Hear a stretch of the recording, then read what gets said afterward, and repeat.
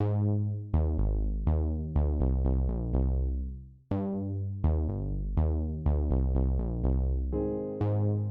the last video, we followed Caesar's adopted son and political heir Octavian as he returned to Rome, fresh from his victory at Philippi. The city he came back to was one unfamiliar to him, in the midst of a catastrophic economic depression and a famine. Casual, brutal violence gripped the entire region. Over the next 6 years, Octavian made a series of misguided decisions that deepened and prolonged the crisis, resulting in perhaps hundreds of thousands of additional deaths.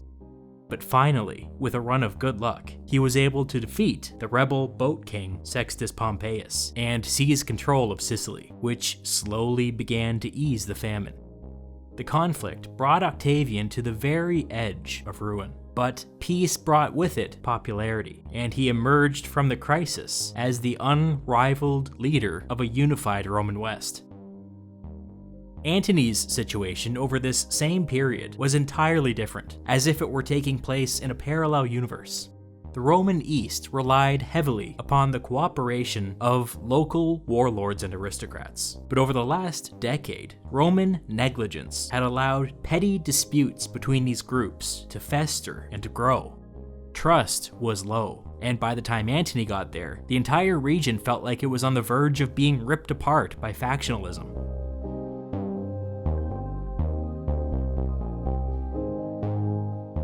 After Philippi, Antony took a leisurely tour through the Roman East, aiming to settle these disputes and meet with as many local leaders as possible. In time, a message went out to Cleopatra, Queen of Egypt, inviting her to come and meet with Antony in the city of Tarsus.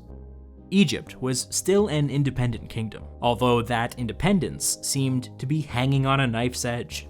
Up until very recently, the country had been compelled to play host to several Roman legions, and there was a concern within Egypt that with the end of the civil war, the Romans might just decide to bring the legions back, maybe permanently. Egypt, under Cleopatra, had to navigate an impossible path. She had to assert Egypt's independence from a position of relative weakness, but she couldn't do so in a way that provoked a Roman intervention. Cleopatra was well prepared for this moment. She had already placed informants inside Antony's inner circle, who explained to her that Antony was extremely vain, easily influenced by flattery, and not a skilled negotiator. This was enough for Cleopatra to formulate a strategy. She set sail for Tarsus.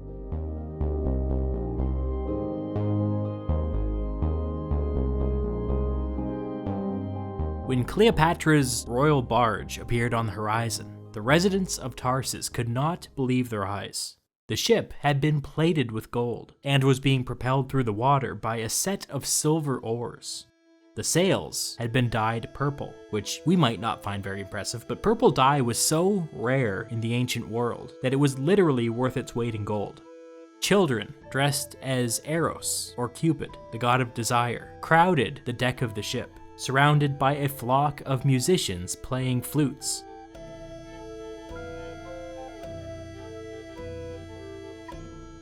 At the center of it all sat Cleopatra, reclined under a golden canopy, dressed as Aphrodite, the Greek goddess of love. To the residents of the city of Tarsus, it appeared as if the gods themselves had personally come to seek an audience with Antony. It was a flattering image, and exactly the kind to which Antony was susceptible. Antony and Cleopatra spent the next 4 days locked in aggressive negotiations. The only thing that Antony really cared about was Parthia. Caesar had been on the Parthian warpath at the time of his death, and as far as Antony was concerned, this was unfinished business. Also, it must be said that Antony wanted a war. Caesar had shown that successful conquest can be a platform from which one can seize power. Octavian had his war with Sextus in the west, but that was nothing compared to Parthia. A victory here would outshine Octavian 100-fold. There was no bigger prize. Even though Egypt was an independent kingdom, Cleopatra agreed to help supply a future Roman campaign into Parthia. This was exactly what Antony wanted. But Cleopatra had some concerns of her own. Rome was holding several Egyptian political prisoners, including Cleopatra's sister Arsinoe. Her sister had briefly sat on the Egyptian throne, which made her a potential rival, a potential replacement. Rome was holding her for a reason. Cleopatra wanted her dead. Antony agreed. Cleopatra then invited Antony to come and spend the winter in Alexandria. It was around this time that the two began a romantic relationship. It's hard to know Cleopatra's precise motivations because we can't be inside her head, but it seems, based on her actions, that flattering and perhaps even seducing Antony was all part of the plan. Military preparations for a Roman invasion of Parthia continued all winter, and Antony made no attempt to conceal his plans. And so maybe it shouldn't have come as a surprise when the Parthians launched a preemptive attack and invaded Syria in the spring of 40 BCE. Antony immediately abandoned his little Egyptian vacation and went to Greece to raise additional legions. When he arrived, he learned that the man that he had appointed governor in Syria had been captured and executed by the Parthians. In Greece, Antony began receiving regular updates from the Roman West once more. The rebellion ignited by his brother Lucius and his wife Fulvia had just ended in failure, which means that at their greatest moment of peril, Antony had been hanging out with his girlfriend in a different country with his phone turned off. Was this on purpose? Did he strategically make himself unreachable at this time? Perhaps. Antony and Fulvia reunited in Greece, but within a few months, Fulvia fell ill and died. We're told that she died of natural causes, but we're also told that she, quote, aggravated her illness deliberately, to which I say, what? Here's another data point. The moment that Fulvia fell ill, Antony had just learned that Cleopatra gave birth to twins. We know that the couple thought that this was an historic occasion because they would later name the children Alexander Helios and Cleopatra Selene, the sun and the moon. It was at this pivotal moment that Fulvia mysteriously fell ill and died. I'm not saying there was foul play. I'm just saying that Antony definitely murdered his wife.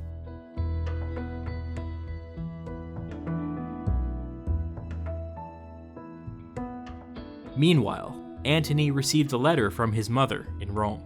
She claimed that Sextus Pompeius had contacted her and wanted to form an alliance with Antony against Octavian.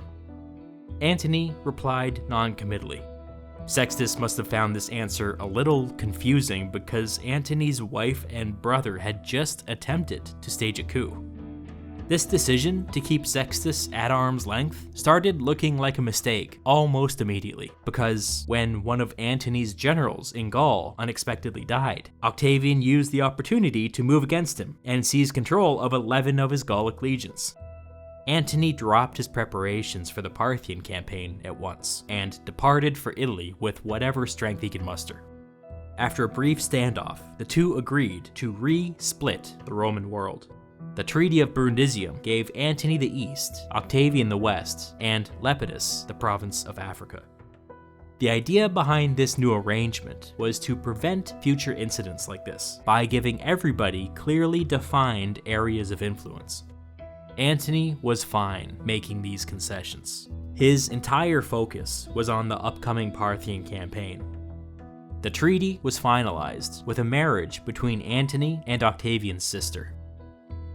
It's a really weird coincidence that this marriage was only made possible by the untimely death of Antony's wife.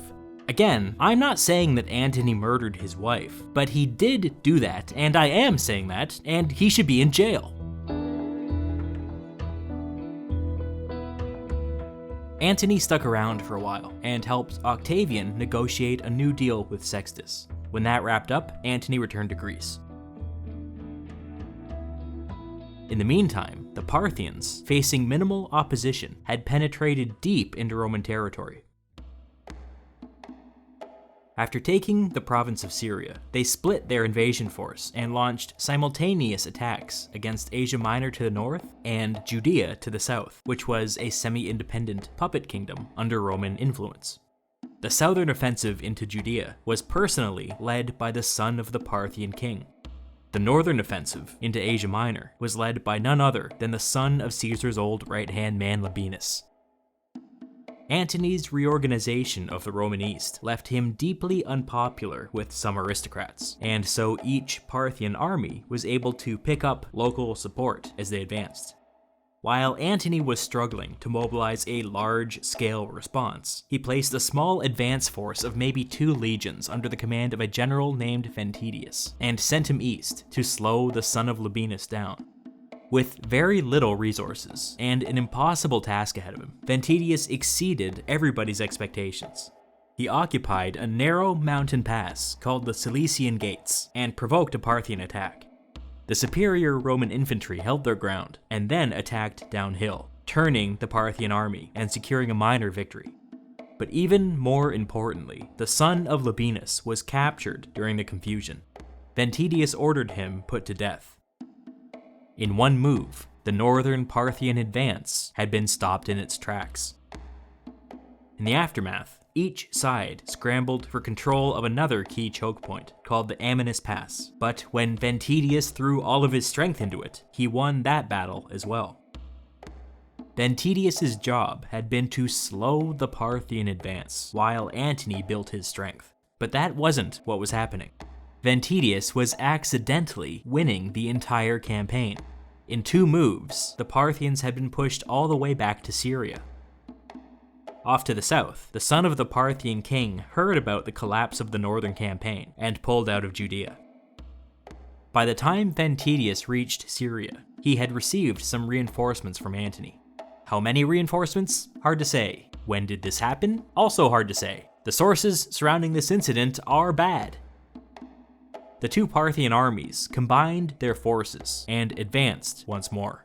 The Romans awaited them at a site called Mount Gindaris. In each of the 2 previous battles, as soon as the Parthians were forced to confront the Roman infantry directly, they fled.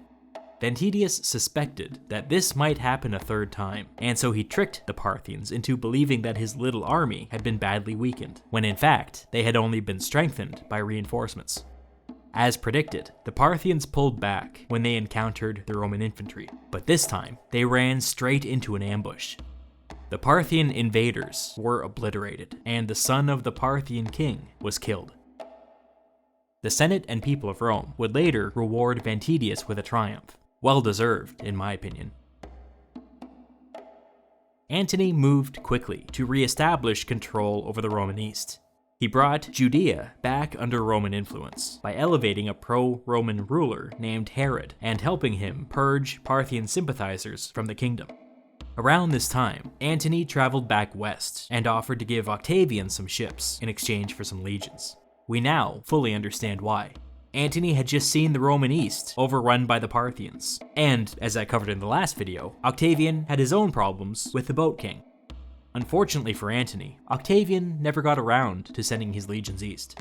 Or let's just say that when he did get around to sending his legions east, it was not in the way that Antony expected.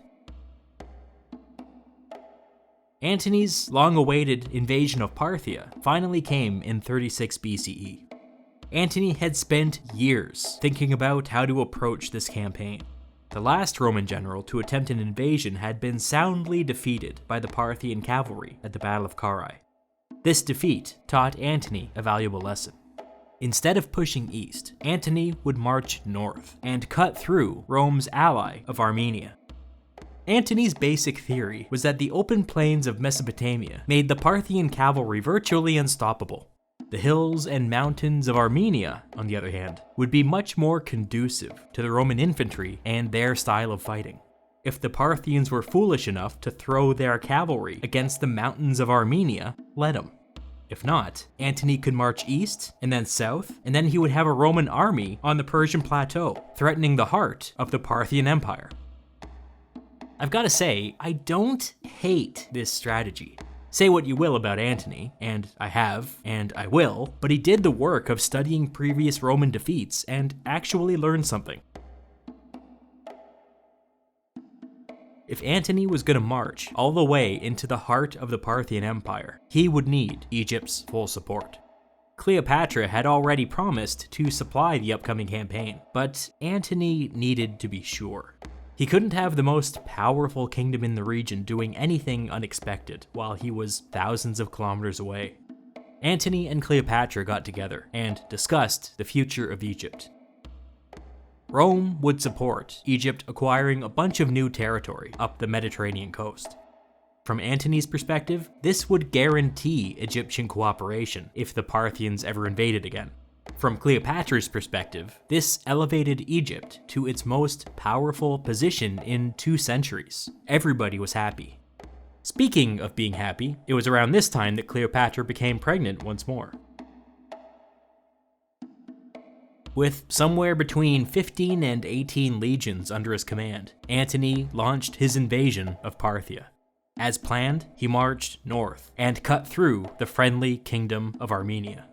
The first phase of this campaign appears to have been successful because the Parthians in the Mesopotamian lowlands were caught completely flat-footed. As Antony advanced through the mountains of Armenia, he knew that time was of the essence. For the sake of speed, he allowed the baggage train to lag behind, while the main army marched ahead. Eventually, they emerged into Parthian territory, where he immediately laid siege to the city of Frata? Frata?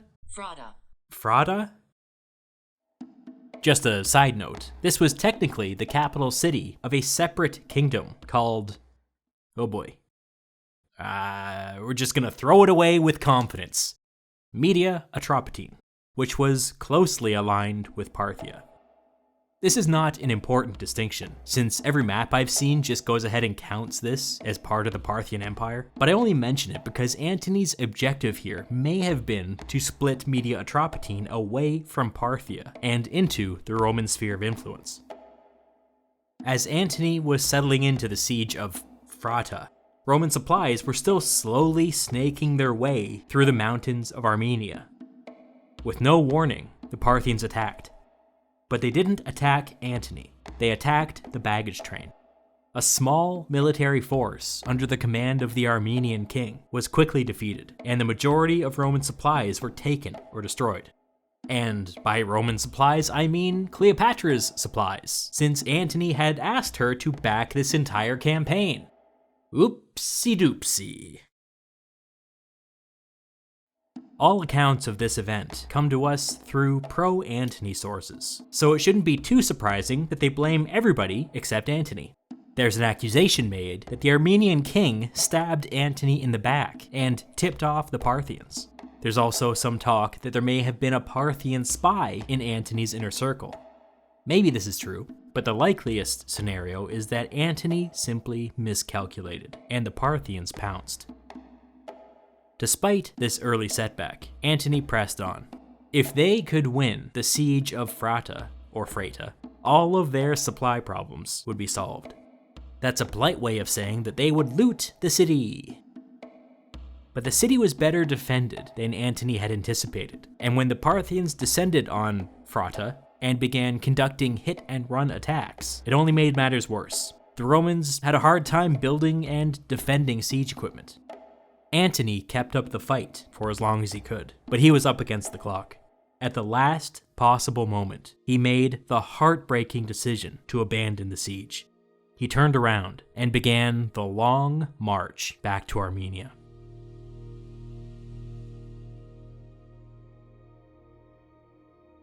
The idea had always been to spend the winter in Parthian territory. Nobody had planned for an early retreat. The Parthian cavalry harassed the Romans all the way back to Armenia, impeding their progress and exhausting their soldiers. By the time they reached the mountains of Armenia, the weather had begun to turn.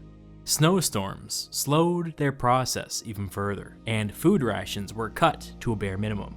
Antony tried to keep pushing forward, but nobody had packed any winter clothing. Soldiers were forced to trudge through the snow in their Mediterranean-style sandals, with their bare legs exposed. through all of this, persistent Parthian cavalry raids forced the Romans to stop several times a day. By the time Antony limped all the way back to Syria, he had lost between 25 and 50% of his army to starvation or the cold. The survivors no longer resembled soldiers. They were disturbingly thin and dressed in rags, many having left their armor behind in the snow. As soon as Antony was able, he sent a letter to Cleopatra requesting money, food, and winter clothing.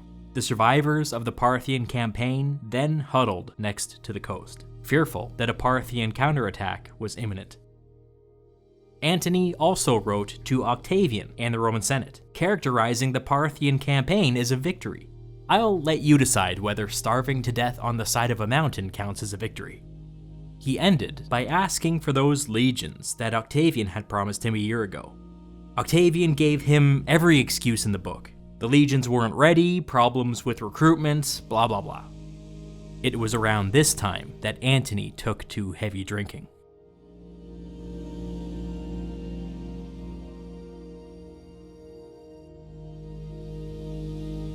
Despite having falsely claimed victory, Antony spent the next year going around and propagating this story about how the Armenians stabbed Rome in the back. In 34 BCE, he used this as pretext for an invasion. Armenia didn't stand a chance, and in no time at all, the Armenian king was captured and the war was over. This recrimination against Armenia stinks of injured pride and a bruised ego.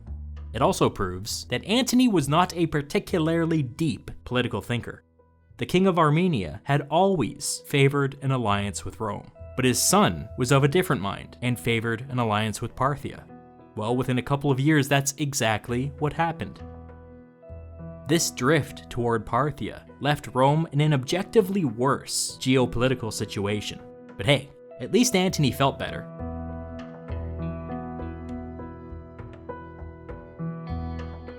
Back in Alexandria, Antony celebrated a triumph and humiliated the Armenian king by using him as a centerpiece in the celebration. Unsurprisingly, the earlier defeat at the hands of the Parthians was not mentioned. Some time after the triumph, Antony orchestrated a bizarre event known to history as the Donations of Alexandria. It took place in the Gymnasium of Alexandria, which was a structure more than 200 meters in length, described by Strabo as the most beautiful building in the city. Before a packed crowd, Antony and Cleopatra sat upon thrones, dressed as gods. Antony addressed the crowd and opened with a shocking revelation. Years earlier, Caesar and Cleopatra had secretly been married, which meant that Cleopatra's child, Caesarion, now around 13 years old, was in fact Caesar's legitimate heir. The problem with this claim was that it was not true. No other source says anything about a secret marriage, and even if it did, Caesar was already married. It would have been illegal. But Antony made the claim anyways. Why? Because elevating Caesarion served a strategic purpose. Who would this hurt? Octavian, of course. We'll get around to Octavian's response later, but for now, Antony had more to say. He reaffirmed his support for Cleopatra and Caesarion as the legitimate rulers of Egypt, and then went one step further and bestowed new titles upon each of them. Queen of Kings for Cleopatra and King of Kings for Caesarion. These titles had a special significance in the region. It put them up on the same level as the King of Parthia. Cleopatra was to oversee a vast expansion of Egyptian territory and preside over a group of lesser kings that would administer their territory in her name. Some of these lesser kings were to be her own children. Antony then turned to his son, Alexander Helios, now 5 or 6 years old. To Alexander, he conferred the following titles: the King of Armenia, the King of Media, and the King of Parthia. Like I said, these titles were to be subordinate to Egypt and to Egypt's queen. If you were paying attention, you might have noticed that none of these titles were Antony's to give. Most of this territory was outside of Roman influence, and even recently defeated Armenia had already gone ahead and selected a new king. You might say that these titles were aspirational.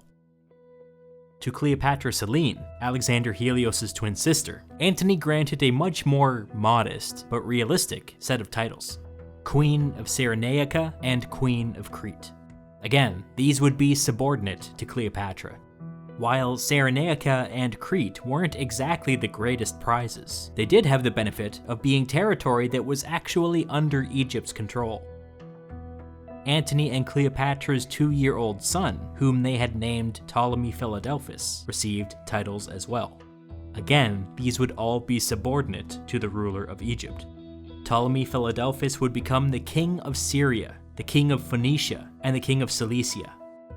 Don't get too thrown off by the title King of Syria. It seems that Antony's idea was for the king of Syria to provide a much-needed buffer between the Roman province of Syria and the rest of the world. People sometimes mischaracterize the donations of Alexandria as Antony giving away Roman territory, but that's not what happened here. Antony's goal was to fundamentally reorganize the Roman East into a stable system of alliances that would hold up over generations. The Roman East was a relatively new concept.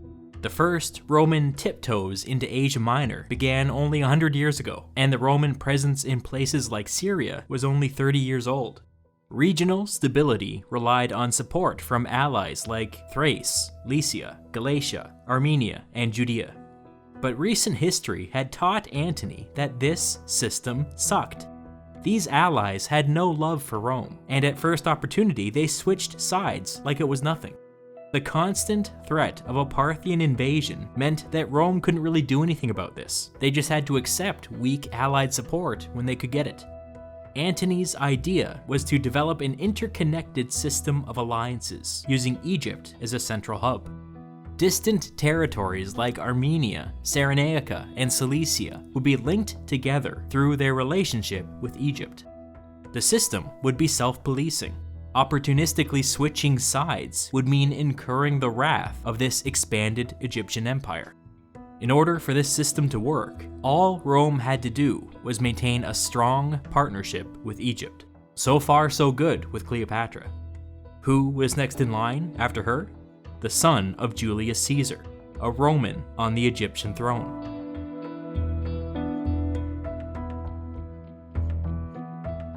You can agree or disagree with Antony's strategic vision, but I wanted to make it clear that the idea was logically sound.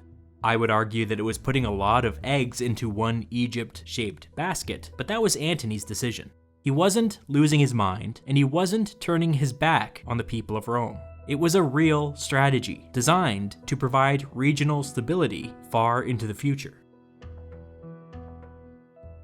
But that wasn't how things were characterized in the West. When Antony submitted his plan to the Roman Senate for their approval, Octavian threw a fit. His entire political identity was wrapped up in being Caesar's only son and heir, and now Antony was claiming that Caesar had another son on the Egyptian throne. It was a direct challenge to Octavian. At this time, Octavian had just recently defeated Sextus Pompeius and recaptured Sicily. He was popular for the first time in his political career. He decided to use that against Antony. At Octavian's direction, the Roman Senate denied Antony's reorganization of the Roman East. This was a massive breach in their agreement. Antony was supposed to have a free hand to do as he wished in the territory under his control. Now, that was being taken away from him. Octavian then went to the people of Rome. He pretended to be outraged over the fact that Antony staged a Roman triumph on foreign soil. He used the incident as proof that Antony had betrayed Rome and thrown in his lot with the Egyptians. He twisted the donations of Alexandria to fit this narrative, and told the people of Rome that Antony was setting up a dynasty for himself at Rome's expense. But of course, that wasn't what Antony was doing. He was trying to make the Roman East more resilient. But the truth didn't matter. Maybe Octavian had always planned on turning against Antony, or maybe the Caesarian thing spooked him into rethinking their relationship. But either way, his goal was now to pick a fight. When the agreement between Antony and Octavian came up for renewal in 33 BCE, both sides just let it expire. The second triumvirate was dead. bad politics had allowed the combined military strength of the entire Roman Empire to fall into the hands of two people.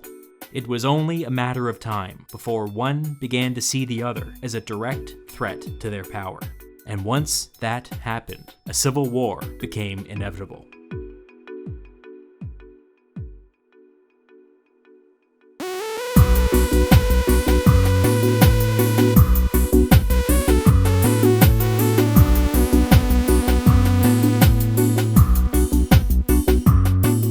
Speaking of being happy, it was around this time that Antony became pregnant once more. Whoops, that's not right. I don't think that happened.